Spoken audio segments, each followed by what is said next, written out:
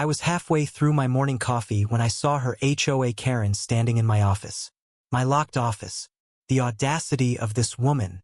And just like that, the day that would end in her arrest began with the faint smell of my cinnamon roast and the sound of my jaw hitting the metaphorical floor.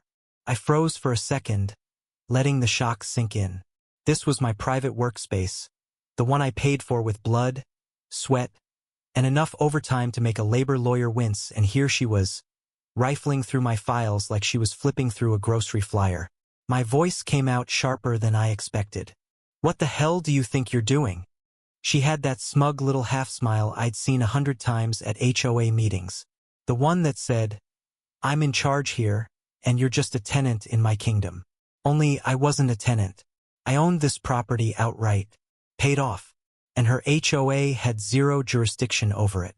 But Karen never let reality get in the way of her power trips. "Oh, don't be dramatic," she cooed, brushing invisible lint off my desk. "Just checking for any violations. Some residents have raised concerns." Violations? This wasn't a pool deck or a front lawn, this was my business. I stepped forward, closing the distance until I could smell the overpowering floral perfume she seemed to marinate in. "Get now." She didn't move. Instead, she waved a piece of paper in front of me. According to the new HOA guidelines, all commercial spaces within community boundaries need to be reviewed and approved.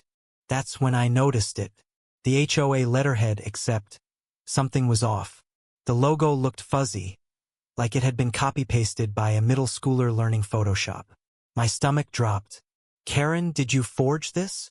Her eyes flickered, just for a second. Then she laughed high-pitched, fake, like bad champagne fizz. "Don't be ridiculous."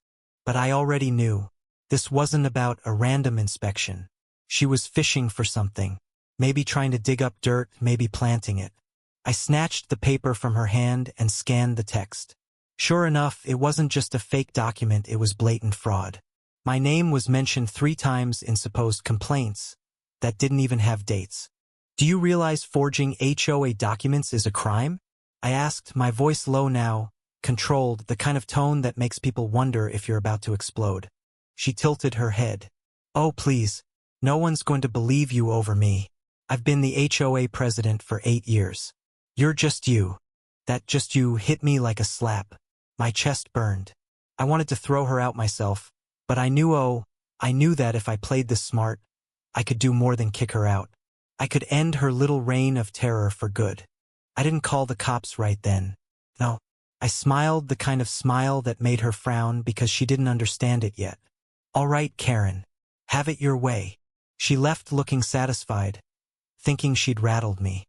But I was already in motion. I locked the office, sat down at my desk, and started pulling every HOA-related email I'd saved over the past year. The late-night accusations. The threats masked as friendly reminders. And, most importantly, the inconsistencies in the HOA's financial reports that I'd brushed off until now. The deeper I dug, the uglier it got.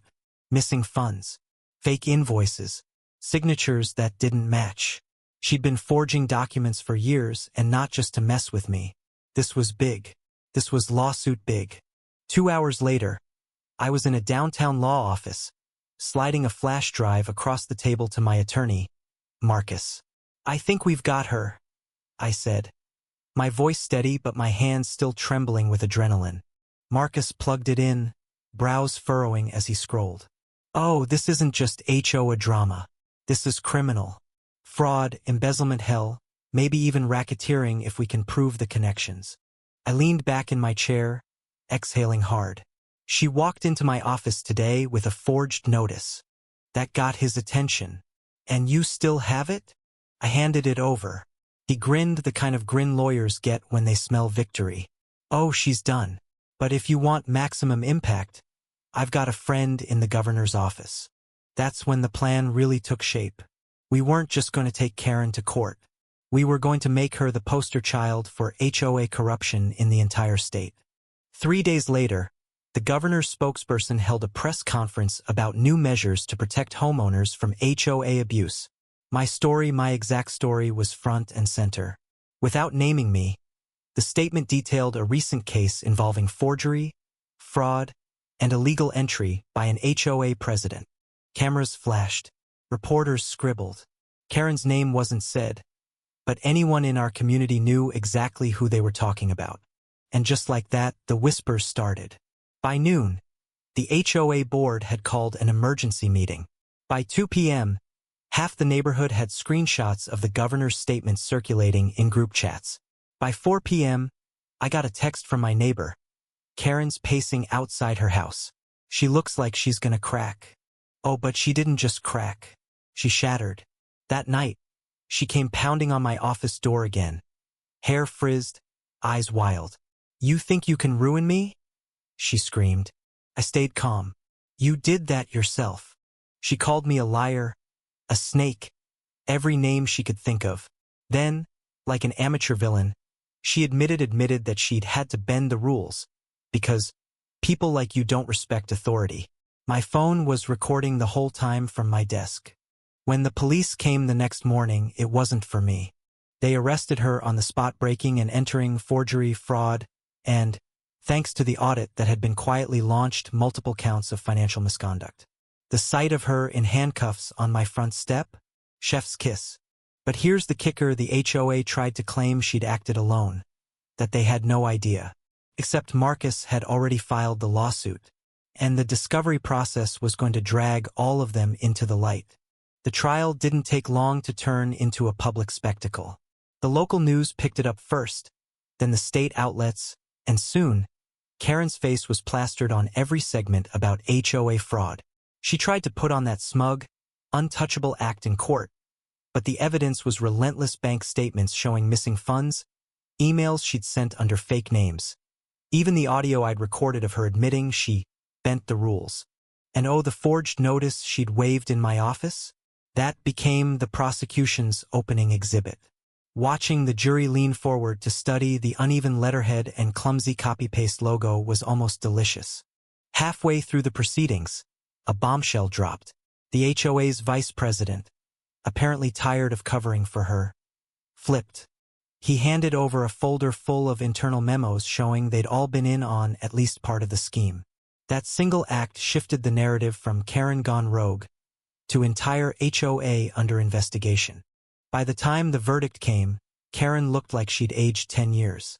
Guilty on multiple counts: fraud, forgery, unlawful entry, plus a hefty restitution order that would wipe out her savings. She didn't even glance at me as the bailiff led her away, but I caught the faintest tremor in her lip. That was the moment it hit her.